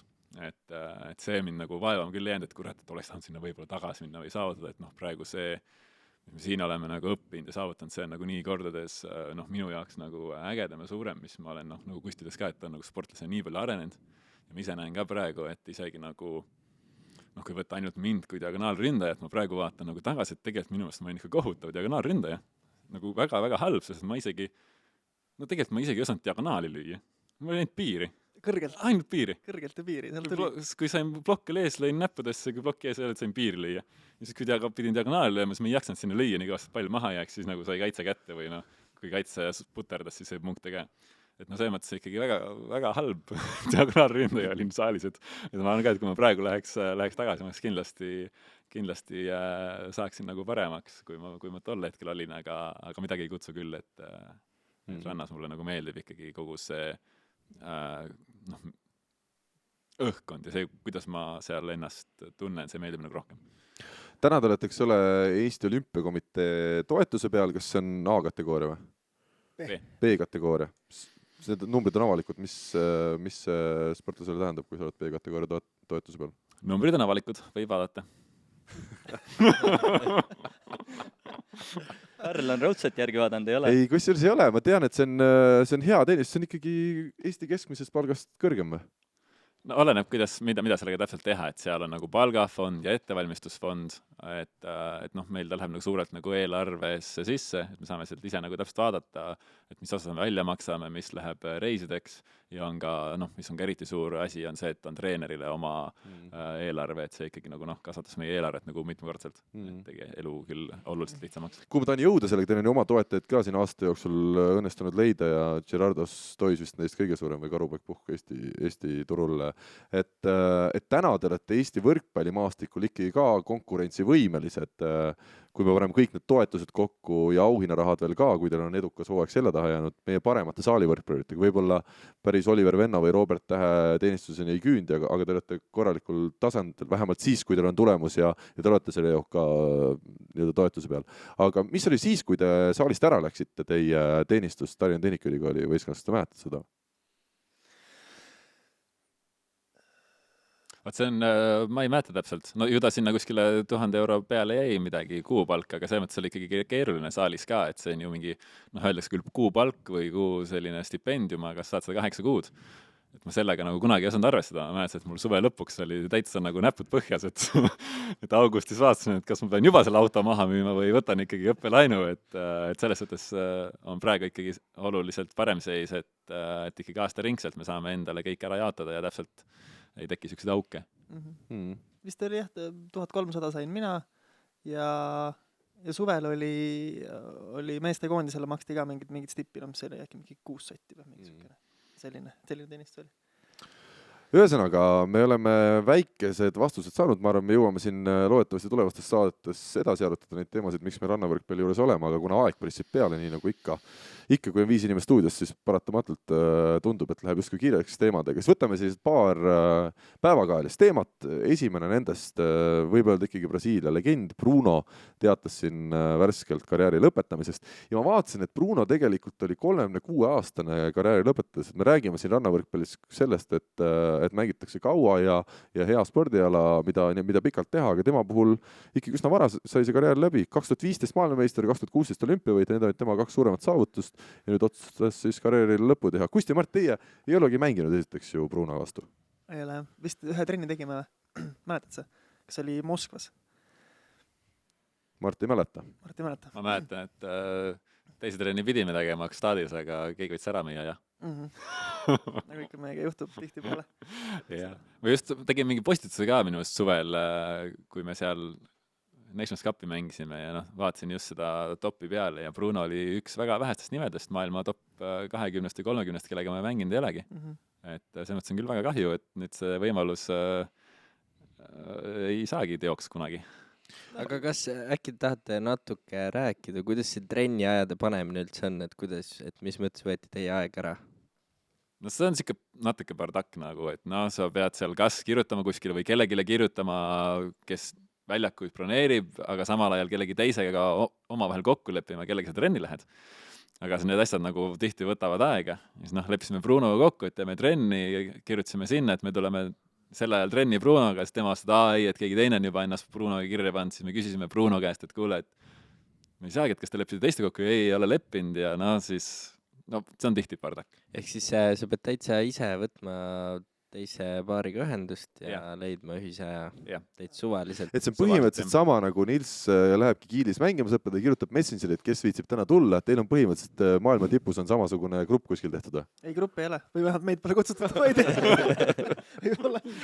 Treeneritel on võib-olla, ma kuulnud treenerid tihtilugu ikkagi mingid suured koondised omavahel treenivad alati, ju need treenerid omavahel räägivad. Aga meie ikka läheme, võtame kratis kinni, vaatame, et teeme esimene trenni ära, vaatame, kes platsil paistab. Bruno, kuule, kas homme tahad trenni teha näiteks? Ja Bruno kunagi ei tahtnud, sest ei jõudnud. No korra Kustiga, ma saan aru, oli ta nõus ikkagi. Jah, ta ütles, et kui Mart ei tule, siis võime teha väikselt. Sa ei teada, et tulebki ja võtsid austerlased. Aga tuleme tagasi selle teema juurde. Bruno siis tegelikult 185 centimeetrit pikkust näitab seda, et kaitsemängijad ka tänapäeval võivad olla ikkagi üsna lühikesed. Tema see touch ja kaitsemängu oskus ja mängu lugemine kõik ikkagi meeletult hea. Ma usun, et on vähe rannavõrkpallisõpru, kellele Bruno mängustiil ei meeldiks. On see Mart, Kusti, Urmas, Nils, teie ka nii? Ma räägin enne, kui teie saate. Ja, ma räägin pärast sind siis. Räägi pärast mind, paneme siis 1, 2, 3. Siis Nilles võib ka. Noogutada. Mäletan seal äge, kui me alustasime Kustiga. Siis oli just see, kus Alisson Bruno oli nagu praegu mul soorum. Võtsid kõik ära. Ja me vaatasime neid, hästi palju vaatasime. Hästi äge oli ja mis paistis siis nagu Bruno mängus silma, oli see, et ta ei saanud mitte kunagi kaitses kohvile. Tol hetkel. Et tihti lugu kaitset mängitakse ikka nii, et kas sa teed mingid kombinatsioonid, sa võid mingi poole, sa lähed ja kui ei lähe hästi, siis lüüakse teisele poole ja on nagu väga lihtne vastasel. Siis tol hetkel, kui nad selle olümpia võitsid, minu meelest nende mängustiil oli see, et Alisson oli suur plokis ja Bruno lihtsalt ootas läks ja kõik, mis ei olnud ideaalne, ta sai kätte. Ideaalsed pallid kuksid maha, aga kes jaksab terve mängu ideaalselt mängida ja siis survestasid sellega, et ta sai mitte kunagi kohvile. Seda oli nii äge vaadata. Sellist distsipliini, mis ta oli sisse õppinud, see oli ikka suurepärane. Kusjuures ma tahtsin täpselt selle sama asja välja tuua. Et päris huvitav, et jah, et ülihea mängu lugemine selles suhtes, et ta ikkagi vastavalt positsioonile, ta ei seisnud alati väljakul ühes ja samas kohas, ta valis selle loogilise koha, aga ta alati seisis seal sellel hetkel, kui vastane tegi ründe liigutuse ja siis sealt läks liikvel alles ja ta jõudis väga paljudele pallidele alla, et ma nägin ka seda tema mängust just. Mida mina nägin Wikipeediast? Sul polnudki kõne järjekord, Kusti oli järgmine. Kusti oli selle sama, mis Urmas, ma saan aru. Ei olnud, absoluutselt mitte. Ma toon vahel ütlen ära, et huvitav fakt on see, et Bruno Schmidt oli ju tema nimi, aga vahenimi oli Oskar ja Oskar Schmidt, tegelikult tema onu on siiamaani maailmas kõige rohkem ametlikes mängudes punkti visanud korvpallur. 49 000 punkti ja ta on ka olümpiamängu kõige suurem punkti viskaja, nii et see Oskar, teine nimi Brunal, mulle tundub, et see võis olla täiesti onust, kes siis siiamaani korvpallis täielik legend Brasiilias. Peetakse läbi aegade parimaks brasiilasest korvpalluriks. Aga Kusti, tuleme tagasi sinu ja oluliste rannavõrkpalliga seotud faktide juurde. Ei, Brunoga seoses ta oli tõesti nagu, siiamaani on surnud jälle, super distsiplineeritud ja see on nagu, ühelt poolt on lahe enne, sa seisad, sa jooksed, sa saad, aga see võtab ära nagu suure osa sellisest vabadusest. Et üks asi, ta oli nagu super osavene, tema koksud olid nagu väga-väga head ja rünnakud, kõik asjad. Aga ta sellist nagu kastis väljast poolt lahendusi tal ei tulnud kordagi. Ta oligi nagu nii distsiplineeritud, et ta hoidis nagu lõpuni välja oma asjadest hästi tugevalt kinni. Et see tõidele palju tiitleid ja palju asju, aga ta oleks saanud veel vägemat minu arust mängida, kui ta oleks olnud veel vabam. Miks ta jah. Aga huvitav on see, et ta hüüdnimi ju tuuril oli The Magician. Yeah. Et see natuke räägib vastu, eks. Yeah. Aga nagu mängustiili vaatad, siis oli alati nagu fiks, hop ja kõik. Aga kui sa võrdled ennast Kusti Brunoga, kuidas sulle tundub, põhimõtteliselt võib öelda, et te olete siis väga erinevad kaitsemängijad, kuigi minule, kui ma vaatasin neid, eile vaatasin üle 2015-2016 finaalid, MM-i olümpia oma, mulle just tundus teis nagu nähes just seda magician või sellist, ütleme, kastist väljamõtlemist, aga samas ma saan aru, et ma ei oskagi vaadata nii detailselt, nagu kindlasti sina seda oskad võrrelda, et sina ütleks, te olete erinevad kaitsemängijad. jaa, täiesti. ma ei ole, ennast on keeruline hinnata niimoodi. Ma ei ole ülipalju vaadanud ennast mängimas niimoodi video pealt. Aga jah, no ikka erinevad, no ikka päris erinevad, kui ma nii praegu vaatan. Noh, Brasiilia stiil on tihti selline, et noh, nad on küll justkui siuke nagu sambamaa ja nad on nagu hästi vabad ja loovad, aga vaatad nende rannavoolet, siis on nagu noh, kõrge kaarega vastuvõtt, tõste läheb taevasse, kõik mängivad kõrget tõstet ka hästi kindla peale. Siiamaani? Jah, siiamaani. Et nad on nagu kuidagi väga, kui nagu tundub, et nagu ülejäänud rannavoolumaailm natuke hakkab nüüd liikuma sinna poole nagu noh, need hüppelt tõsted ja nagu teise palli löömised ja sükest rohkem vabadust, mida me ka harrastame, siis brasiillased on nagu ka natukene, aga ülivähe tulevad selle kaasa praegu. Noh, on nagu veel robustsemaid nagu näiteks sakslased mängivad nagu veel, noh, kunagi ei tule pähegi see teise palli löömine, aga mulle tundub, et nende nagu loomuses tegelikult on see vabadus mängida niimoodi, aga nad ei võta sellest osa kuidagi. Kuidas, Urmas, sa vaatad sellele otsa, et 36-aastane mees lõpetab karjääri ära, et sul ka vaikselt aeg äkki? Ja 9 päeva vanem must ainult, et siin on loetud päevad jäänud selle järgi, et aga no ma ikka usun, et ta siukse minu tasemel kohalikke võistlusi ikka mängib edasi, et ma kuskilt intervjuust lugesin ka, et ta ikka täitsa võõraks ei jää selle alaga. Aga sina oled öelnud, et sina just tunned ennast praegu paremini kui kunagi varem, et sa oled nagu jõudnud, kuigi sina tegeled harrastajana ja see on kõik arusaadav, et võib-olla see on loomulikum, aga et see ei pea nii olema, 36 on läbi. No päris me võrreldavad ei ole, eks, et aga ja need situatsioonid, aga selles suhtes täitsa nõus, et vist sattusin vaatama Dropboxis oli mingi folder 2011 aastas, kus me Rein Tiisarega siis mängisime Pärnus mingeid mänge, ma arvan, et Eesti karikasari oli ja 2011, mis ma siis olin? No siuke 25 juurde, 24 Nilsi vanuna ja ma arvan, ma mängisin nagu 15 korda halvemini, kui ma tänasel päeval mängin. Et või rohkem isegi, et see on nagu öö ja päev. Ja usku mõtled, et 24-aastased võiks just olla väga, väga hea juba, eks, aga tegelikkuses jah, et ma arvan, viimased 6 aastat tundnud küll, et ma olen iga aasta järjest paremaks läinud ja siiamaani tunnen seda, et tänasel päeval samamoodi, et eks siin on aidanud rannahallide tulek, ise võib-olla viimasel 2 aastal ainult rannavoolele keskendunud, kui Nils rääkis, et ei olnud üldse omal ajal treenerit, eks harjutusi rannavooles, siis ma arvan, et minu 10 esimest aastat piirdus ka sellega, et lähme trenni ja mängime. Et nüüd viimastel aastatel eelkõige Siim Ennemuistjaks juhtimisel oleme päris palju harjutusi ka trennis teinud ja see on nagu siukse lisasammu andnud ka, et ei ole küll tunnet, et siuksest Eesti karussellist peaksin lähiaastatel maha astuma. Kas teil tuli üllatusena see, et ta karjääri lõpetas? Võis seda eeldada kuidagi, kui palju omavahel suheldakse rannavalle maailmas, et oli see kuidagi eeldatav käik või? No brasiillased väga ei räägi. Hoiad oma ette rohkem, jah. Neil on oma point, ma arvasin, nad ei räägi väga hästi inglise keelt, aga mingi hetk kuulsin või selle Georgiga rääkisin kuskil Jurmale suhtes, noh, rääkis parem. Saab rääkida küll, jah? Väga hästi. Aga nad reisivad suure pundiga, neil on nagu palju võistkondi, palju staffi, nagu nii naisi kui mehi on palju, et nad käivad koos, treenivad koos ja on koos rohkem. Aga ta Edistoniga ju tegelikult juba mõnda aega mänginud ka ja mõlemad uue paarilisega päris selliste saavutusteni ei küündinud nagu, või oli erinevaid siin uusi paarilisi mõlemaid ka? No, Brunoga oli veel see minu meelest, et teda ikka tuuril oli näha, siis ta ikka kord lonkas põlve ja kord oli selgvalus ja isegi minust mingi 4 aastat tagasi oli, ma vaatasin teda nagu 2 mängu vahel jalutamas ja ma siis mõtlesin, et issand, kas see vend juba ei hakka lõpetama. Et ta nagu kõndis nagu mu vanaisa 2 mängu vahel. Kõndis nagu Rait Rikberg 2 mängu vahel. Jah, umbes niimoodi. 2 jääkotti põllude peal ja ikka väga-väga valus oli tal.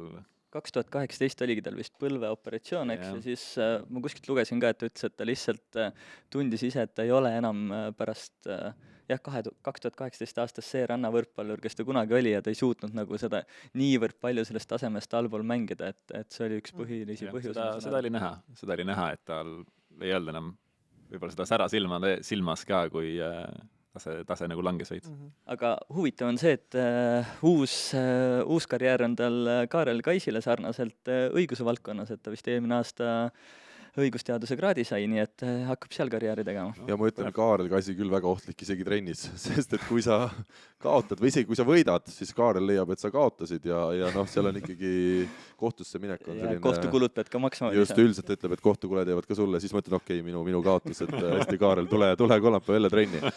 Aga meil aeg pressib peale, meil täna Tanel on seal kaamera taga ja tal on üks partei Eestis on tulemas siia, kuigi poliitikud pidid alati hiljaks jääma, nii et me saame natuke lisaaega, ma saan aru, endale lubada, aga meil on tõesti veel mitmed teemad ju ees ootamas, nii et liigume edasi. Kindlasti me räägime uuest pallist, meil on uus pall laua peal, tulemegi selle juurde. Tavainimene võib öelda, et kas pandi lihtsalt oranž või punakas värv juurde ja sellega see asi piirdub, siis tegelikult on ta ikkagi natuke tekstuurilt erinev pall. Me oleme seda kõik saanud trennis ka juba proovida. Kusti, kuidas sulle see pall tundub? Ma ütlen ära, et eelmine pall oli kuskil 10 aastat või veidi vähem või? Äkki 2 tsüklit või? Tundub loogiline, et iga tsükkel tuuakse uus pall, aga äkki... Eelmine vist jäi vahele. See oli 2, jah. Jah, 8 aastat siis vähemalt. Nii et Mikasa pall, jah? Mikasa pall.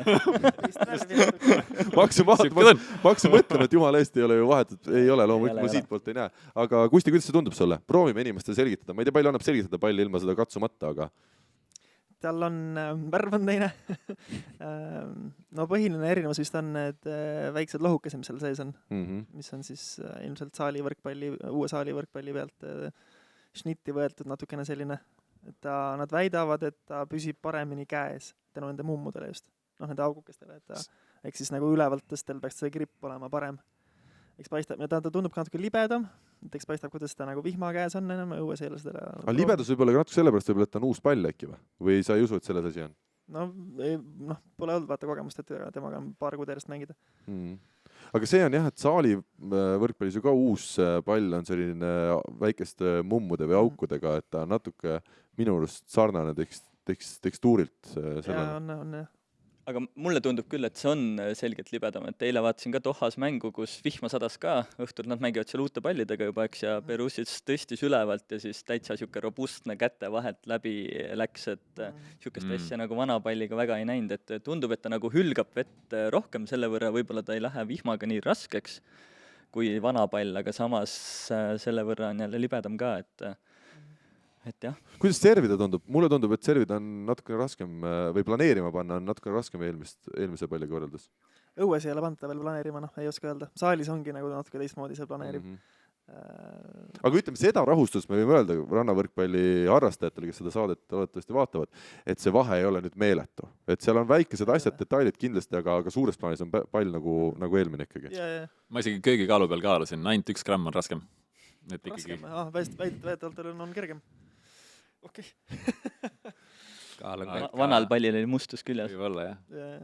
Aga ei, see, minu meelest suurim erinevus on see, et ta kuidagi tehnoloogiliselt on natuke, mulle tundub, et on sisekummi ja selle pealse osa vahe natuke teistmoodi lahendatud, et ta võrkab nagu vähem veidi. Võrkab vähem ja lendab natuke nagu aegesamalt.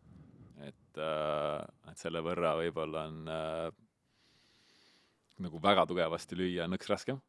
Et siis, või siis peab hakkama veel tugevamini lööma. et praegu tundub, ei tea, kuidas seal Dohas tundus vasta rohkem mänge, et kas oli kuidagi mängu dünaamika muutunud rohkem koksude peale või ikkagi pandi samamoodi. Siuksed asju nüüd, ma ei tea, kas see on peale pausi tagasi tulek, aga siuksed rünnakulöögil eksimisi selgelt, siuke 2 meetrit out või midagi sellist jäi küll silma, et ma ei tea, kas see on uue palliga seoses või lihtsalt ei ole vorm päris see veel, et seda panin küll tähele, jah. Kuule, ma küsin vahele, sa mainisid, et sa saalis lõid pikki piiri väga hästi, diagonaalis ei saanud jõuda, aga kas ma usun, et täna meil võib-olla Moll Soorum seda saadet ei vaata. Julged sa öelda, kas sul on rannas sarnane olukord, et sa mingisse suunda tunned ennast paremini rünnates? No praegu ma ründan teiselt poolt pigem. Praegu ma ründan ikkagi põhisuund on diagonaal kindlasti.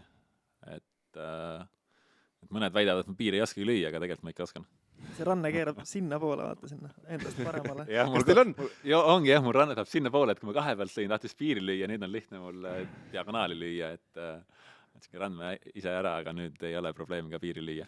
Meil oli mõte rääkida täna natuke Dohast ka lähemalt, kuna esimene liitsarja etapp, aga no tõesti ma näen, et meil ajaliselt ei mahu seda tegema. Ma küsin hoopis nii, kas teid liitsarja esimesel etapil ei ole? Me teame, Mart oli tagasi puusa operatsioonist ja taastub, aga tegelikult ei oleks saanud sinna peale vist ka edetabeli kohe järgi. Sest te olete praegu maailma edetablis 18.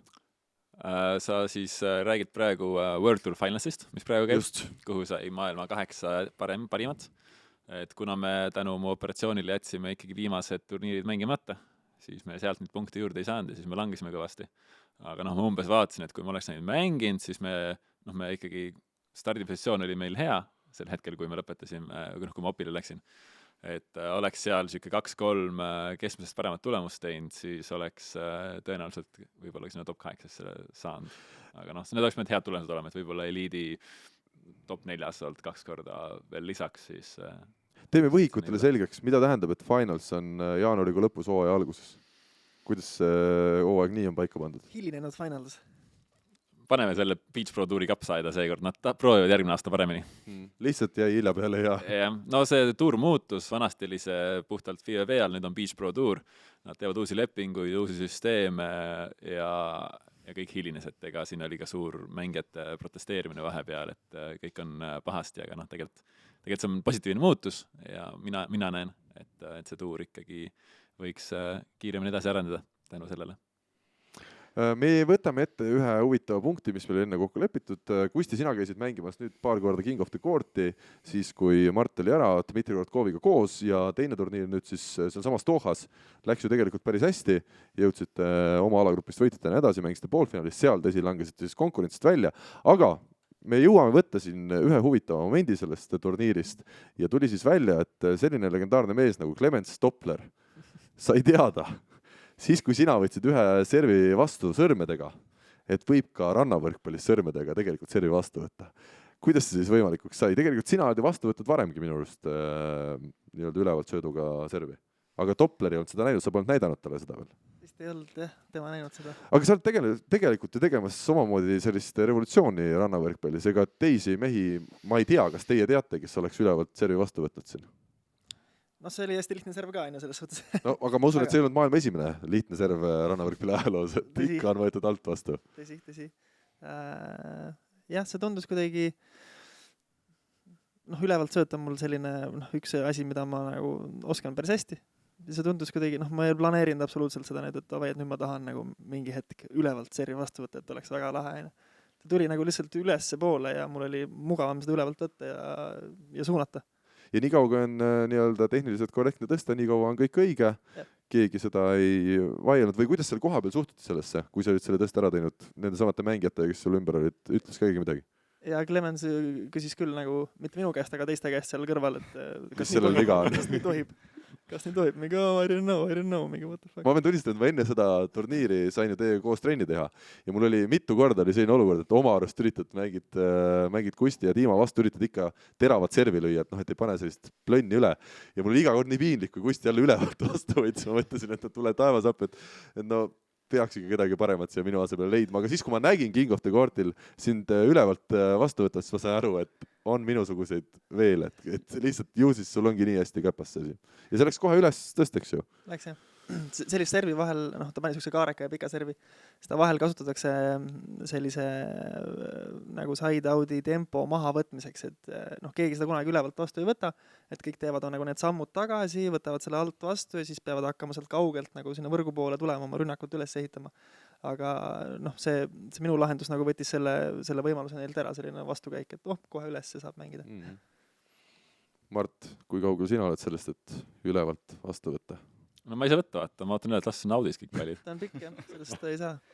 Aga selles suhtes, et see servi vastu võtta on veel küll väga harukordne, eks, aga siuksed lihtsad palle, mis tulevad üle, mängitakse näppudega juba, ma ei saa öelda, et palju, aga päris mitmed mängijad teevad just seda, et saaks seda mängutempot võib-olla just kiiremaks ajada, täpsemaks, et see on juba päris tavapärane, et selles suhtes mingisugune, ütleme, revolutsioon või mängu muutumine selgelt praegu nagu toimub. Mis see just ise nüüd olete? Me peame sellele küsimusega vastuse saama. Ma usun, et muidu meil see podcast läheb natuke aia taha, kui inimesed ei saa teada, et millal teid uuesti mängimas näeb ja millised teil plaanid on? Mina olen tugev. ja kiire, heas vormis. Super. Aga pead Mardi järele vedama nüüd, jah? Ei, Mart räägib ise, mis seisus ta on. Siit tuli päris kõva avaldus. jah, Mart, kuidas esmaspäeval trennis läks? No räägime rohkem teistest asjadest. Et ei, mul on tegelikult kõik on väga hästi, et Puus lubab teha kõike. Ta ikkagi väsib kiiremini praegu veel. Noh, siukest fluktuatsioone seal võib veel natuke esineda, et mõnikord on seal mingid valud siin-seal, aga noh, ütleme seda valu, mis oli enne operatsiooni, et seda nagu enam ei ole. Et nüüd ongi lihtsalt vaja tegeleda sellega, et saada oma jõud, saada oma kiirus tagasi. Ma arvan, et sellega ei lähe kaua. See ei ole nii suur protsess. Tuleb lihtsalt hakata ennast kiiremini liigutama ja jõulisemalt, siis ongi ju korras. Millal te välismaale lähete? Ma küsin kahel põhjusel, et saada teada, millal te alustate nii-öelda hooaega ja teisalt, et millal muu saate saame teha. Et millal esimene turniir on plaanis või te vaatate täitsa jooksvalt? Me tahaks ikkagi paika panna, aga meil natukene veel kahtleme. Natuke kahtleme, aga no suure tõenäosusega ikkagi märtsis Mehhikos me midagi mängime. Et märtsi teises pooles ma ikkagi loodan, et vaataja näeb meid mängimas. Eesmärk on üks, meil on vaja jõuda olümpiale. No meil, selles suhtes, kui te kaks jõuate on hästi, kui mina, Urmas ja Nils ka, keegi meist jõuab juurde, on eriti hästi, aga ma ei ole väga kindel selles. Kuidas see olümpiasüsteem nüüd välja näeb? Mart, kui ma annan sulle minuti, kas minutiga on võimalik see suures plaanis ära rääkida, see süsteem, et inimestel oleks selge, ma saan aru, et see ei ole päris seesama, mis on maailma edetabel? Jaa, see ma räägin ära kohe, siis läks aeg nüüd. Olümpiapunktide kogumine hakkas nüüd. Mitte nüüd selle turniiri, mis praegu käib, aga järgmisest turniirist on siis esimene turniir, mis läheb olümpiapunktide arvestusse. Olümpiapunkte sa kogud sama paarilisega 1,5 aasta vältel, ehk siis kuni olümpiani. Mängid nii palju turniire, kui sa vähegi tahad ja 12 parimat lähevad arvesse. Ja siis vaadatakse edetabeli põhjal 15 parimat paari, kellel on siis nii-öelda 12 turniiri peale parimad punktid saavad pääsma olümpiale. Suht lihtne tegelikult. Või seal on mingid lisakohad veel? No see on mõned lisakohad veel, üks igast kontinendist ja maailmameister saab, ja siis on veel üks lisaturniir, kus saab 1-2, et noh, siuksed nipet-näpet saab sealt ka, aga ütleme põhifookus on seal. Maailma olümpiade tabel, ehk siis selline peab 1,5 aastat super hästi mängima. Lihtne. Ja kas, ma saan aru, eliit-turniirid annavad kõige rohkem punkte ja Challenger, kui näiteks Challengeri võidad, mis võrdub eliit-turniiri kohaga? No Challengeri võitmine on umbes siuke eliitsarja natuke vähem kui 4. koht. Et ütleme, et kui sa ikkagi Challengeridel oled kogu aeg top 4, ma arvan, et sellest nagu piisaks. Et noh, et eks seal ei tea, eks seal neid turniire on palju, võib olla igasugu erinevaid kombinatsioone, kuidas läheb, aga noh, fakt on see, et peab ikkagi kõrgemad tasemed turniiridel hästi mängima ja palju. See rumal küsimus juurde tähenerimise plaanis on 11 turniiri punktid kogutud, 12. turniir tahaks ka punkte kokku saada, aga Kustil vanaema sünnipäev samal ajal. Lähed tiimaga turniirile. Kas siis ei lähe üldse kuskile see arvesse? Ei, siis mina ei saa. Niimoodi saab, et sul peab olema 12 turniiri mängitud. Ütleme, kui sa mängid 11 turniiri, oled esimene, ütleme, sa kõik võitnud. Sa oled pika puuga esimene, aga 12 mängise kohta ei saa. Aga arvesse läheb ka näiteks Kloogaranna etapp. Igal juhul. Ehk siis ma võin minna Kustiga Kloogaranna etapile, ma saan oma 12. turniiri kirja, isegi ei pea seda mängima, ma saan sealt 4 punkti. Aga kui ma kokkuvõttes ikkagi olen... Te peate kohale roomama, isegi kui 12. turniiril enam ei suuda mängida. Isegi Kustil poleks 2 kätt ja 1 jalga, siis ma võtaks ta ümbert kinni, ta hüppaks 1 jalaga, me jõuame Kloogarannale kohale ja me saame selle koha. Ja kusjuures oleks üle-eelmine aasta sinna Kloogaranda läinud, siis ta neid punkte poleks saanud, et see on ka eelmisest aastast muudatus, et need, kes on Eesti karikasarja mänginud, võivad FIVB lehelt vaadata, et mitmendad nad maailma rankingus on, et seal on punktid täitsa olemas. No näed, meil on tulnud saatesse ka, ütleme, asjatundja lõpuks me oleme siin üle tunni teinud. Ja... Mis on oluline, sest siis vanasti sa poleks 12 turniiri sekka läinud. Nii, aga me läheme edasi, head sõbrad, ja meil on siis selline huvitav asi, et kuna me plaanime saateid veel teha, see on ühine arusaam. Väga hea. Me täpne kuupäev ei ole veel paigas, aga see tuleb lähiajal ja me leiame need mikrofonid ja klapid jälle üles. Mart ka loodetavasti klapid ka. Aga siis järgmise saate eel me lindistame ühe challenge'i, ehk siis väljakutse. Ja me peame siis iga kord mõtlema ühe väljakutse välja. Meil on esimene kord see tehtud ja see esimene challenge on siis väga lihtne. 3 versus 2 ehk Beach 44, mina, Urmas, Nils versus Kusti ja Mart, maailmameistrivõistluste 5. mehed. Millise süsteemi me teeme? Kas me mängime ühe game'i? Sellest piisab? Olete nõus? üks game 21-ni. No Äkk surm. no okei. Äkk surmaga või? ei, okei. Ma oleks 2 game'i mänginud. Et saad nad ei jõua lihtsalt kahekesi meie vastu. jah, nagu natukene jah, et äkki me kestame paremini, et aga noh, samas ma ei tea, kas see on ilus, vaata, see on see, et ma tean, et Mardil võib-olla puus natukene väsib ära, et kas Teeme 5 parem. et seda arvesse võttes võib-olla üks game on mõistlik, jah. Ma arvan ka videovaatajatele on võib-olla lihtsam, kui me seda ei tee päris 4-tunnist mängu. Okei, üks game 21-ni. Mina olen üsna kindel, et 3 versus 2, see on puhas matemaatika, 3 võidab. Aga ma vaatan siin Nilsile ja Urmasele otsa, et nemad leiaks võimaluse, kuidas see 3. mees hästi ära peita väljakul. Ma mõtlengi, et võib-olla 2 versus 2. Mind huvitab siis, et millal Nils hüppama hakkab, et praegu ta trennis veel hüppeid pole teinud, et siin tuleb natukene mõelda, et Ja Nils tuleb põlveoperatsioonist meil tagasi.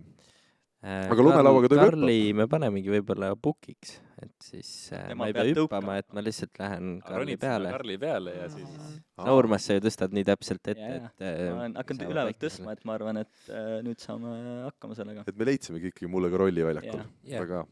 Kuidas Kusti, Mart, teile tundub selline väljakutse?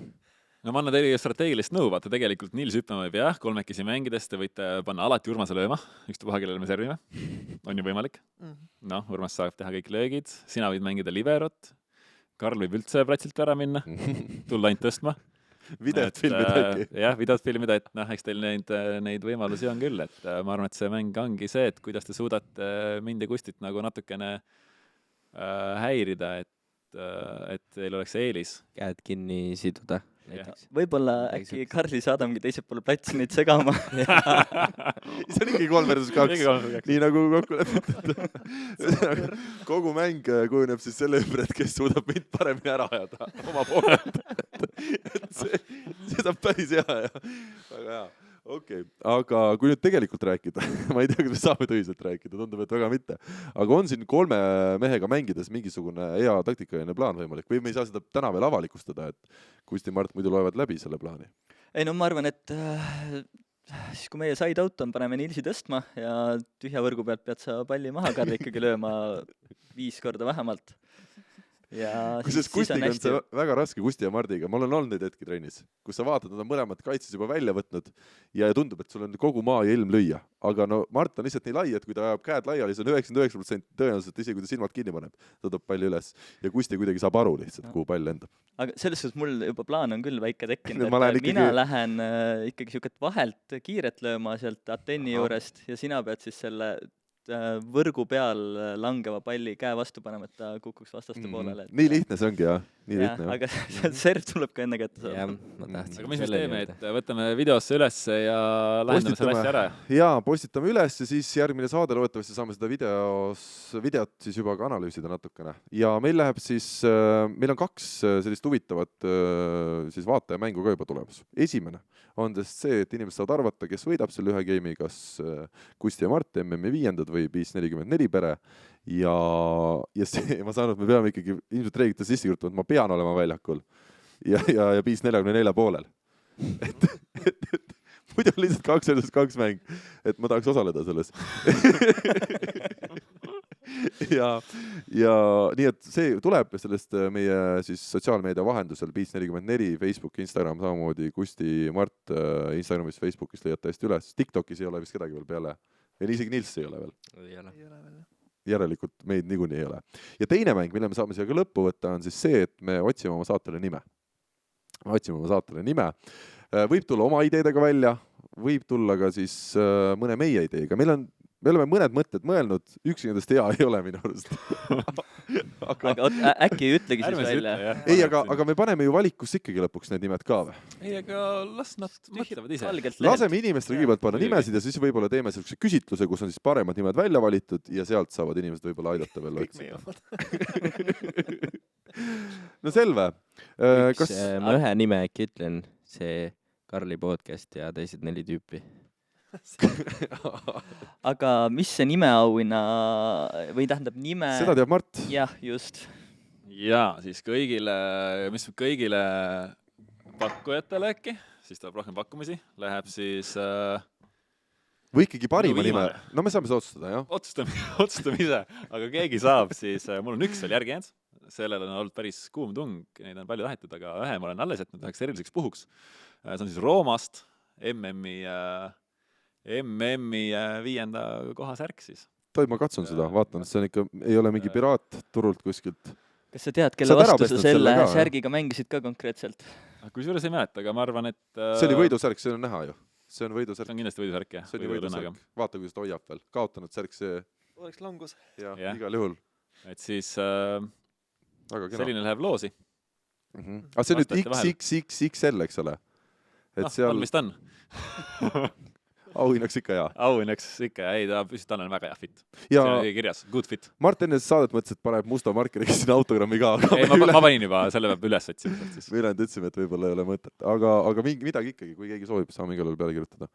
Kas on lõpusõnu ka soov edastada kuulajatele? On meil mingisuguseid olulisi teadaandeid veel jäänud täna teada andmata? Teemasid on küll palju, ma juba täna siin saate jooksul vägisi hoidsin kinni, et meil on uutes saadetes on väga hästi võimalik minna rannavõrkpalli sügavustesse ja avastada seda maailma, mis on minu arust meeletult huvitav. Juba kõrvalt vaatasin, kui meil on mehed siin olemas ka, siis seda huvitav. ja ma ka ootan juba väga, et sukelduda nendesse teemadesse. Aga võib-olla me teeme kohe teise saate otsa. Et siis... no teeme. Poliitikud tulevad, ei saa. See on niisugune erakond, kes niikuinii parlamenti ei jõua ka, nii et ma arvan, et ei kaotaks keegi midagi sellest. Ainult võita oleks ka poliitikutel enditel. Aga võtame siis saate kokku, oli väga meeldiv. Head kuulajad, head vaatajad. Ma loodan, et neid kuulajaid ja vaatajaid jagub ja jagub tulevastes saates üha enam. Meie idee on üks, veeta lõbusalt aega ja tutvustada siis rannavõrkpalli nii hästi, kui me seda teha suudame. Nii et püsige ikka lainel, jälgige sotsiaalmeedias meid ja kohtume juba õige pea.